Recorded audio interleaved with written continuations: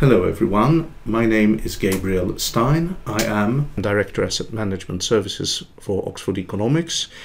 Welcome to this, the latest in our series of podcast interviews. I'm sitting here with my colleague Sarah Fowler, one of our economists and specializing in Southeast Asia. And that is in fact the region we're going to talk about.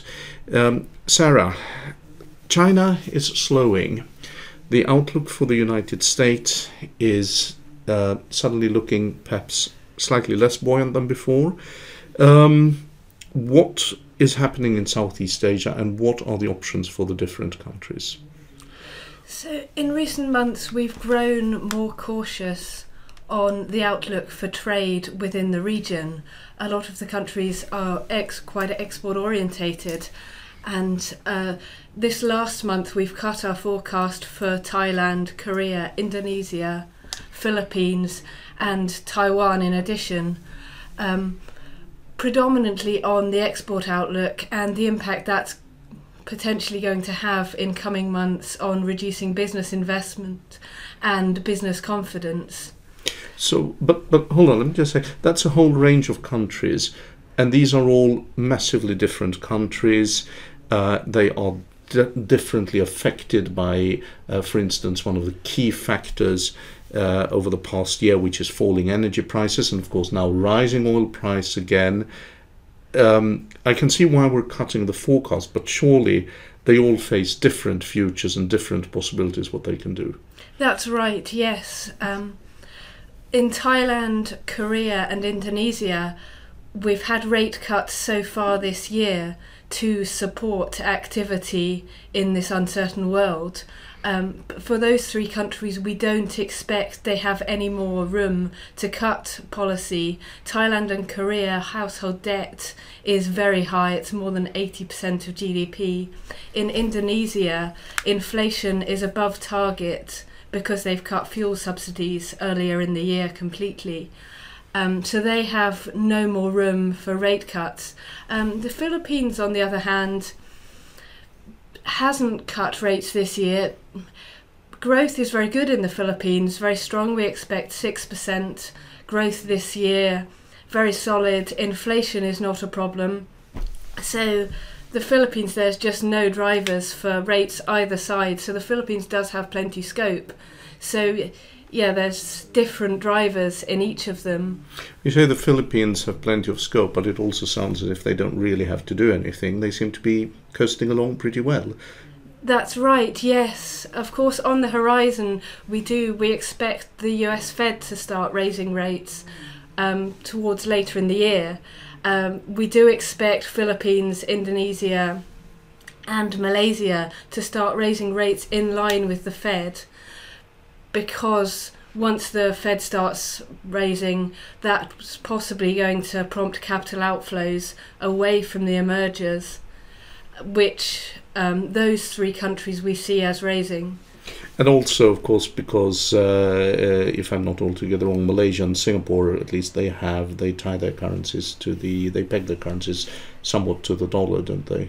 That's right, yes. Malaysia, of course, stands out within the Southeast Asia region as the most vulnerable as well. Recently, short-term debt levels are higher than reserves now. Just in the last 9 months, the currency has depreciated. The central bank have been defending it and reserves have fallen, so they're now lower than at short-term external debt. Malaysia, the current account surplus, because net commodity exports makes up nearly 10% of the economy in Malaysia. There are a number of factors there that make them more vulnerable. They also have one of the largest fiscal deficits in the region, and their public debt is close to their ceiling that they target. So Malaysia does stand out as more vulnerable. You said the Philippines is the least risky one. This fits in with what one of our other colleagues, Gabriel Stern, showed some months ago, that Philippines is the country that benefits most from lower oil prices. But if oil prices are now beginning to edge up again, not very much admittedly, but does that not put things in reverse? To a certain extent, yes, although from being around $100, we don't expect the oil price to get to that level for quite a number of years. So we only expect the oil price to rise still quite slowly. So the Philippines will still run a solid current account surplus over the medium term, and their budget position is quite favourable. So they do have a number of positives that will persist. But ultimately, what's the more important driver if we look at external influences, energy prices or Chinese developments? I would say Chinese developments, because they are a factor on their own and they affect the commodity prices. So they kind of, in terms of a Venn diagram, they have a foot in both camps. Right.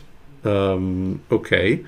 The moving forward, however, if we look a bit more long term, briefly, and we'll go back to the short term in a moment.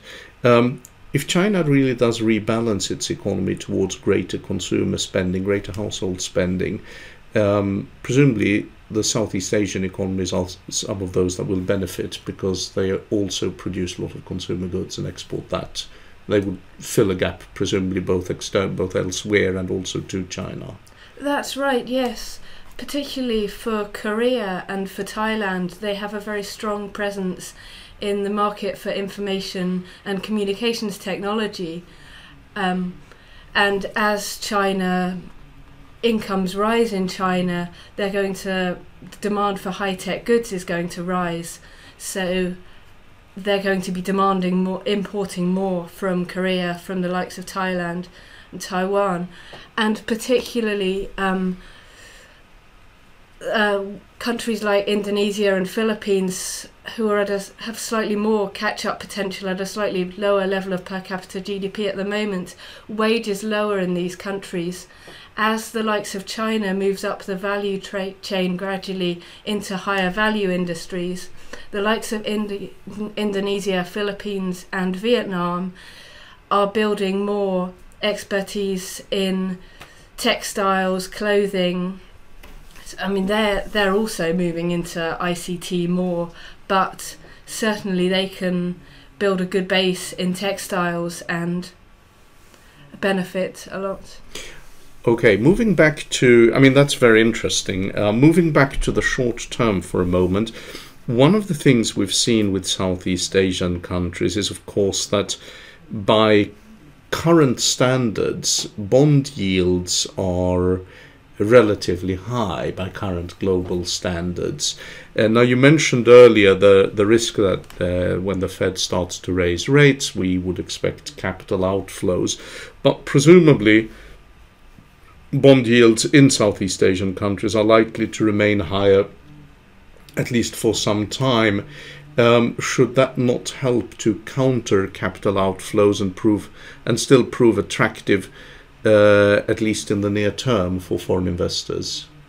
It should, yes. There are a number of countries in the region where we see a very positive outlook, particularly Indonesia and the Philippines, because they have a strong budget position, a reasonably strong, and they have very high infrastructure needs. Indonesia in particular has a new president last year who has a lot of plans for infrastructure spending, so that should be very beneficial for growth, and so we see the outlook for investment in these countries as quite positive. Vietnam as well is another one. Vietnam, from a few years ago having less control over inflation and running a current account deficit, it now has inflation under much better control, and helped by diversifying into mobile phones exports much more and diversifying the economy more, Vietnam now runs a steady current account surplus, which has helped its currency settle. So those countries in the region have a very positive outlook. Okay, now that's for FDI, of course, and for portfolio investment. In other words, asset managers wanting to diversify, trying to find higher yield somewhere else, worrying about the super taper tantrum in the States. Is Southeast Asia a place to go? Yes, I would say definitely. Korea is still a good market. Korea has traditionally been seen as a regional safe haven. The oil price, because Korea is a big oil importer, the oil price has really boosted the current account surplus. Korea has a strong budget position and high foreign reserves, so Korea should continue to be an attractive market. Okay, well, that sounds like reasonably good news. Thank you very much, Sarah. As usual, the podcast will be posted on our website. There will now probably be a pause in our podcasts because I'm traveling, but they will resume again in early June. Thank you again, Sarah, and thank you very much anyone who downloads and listens.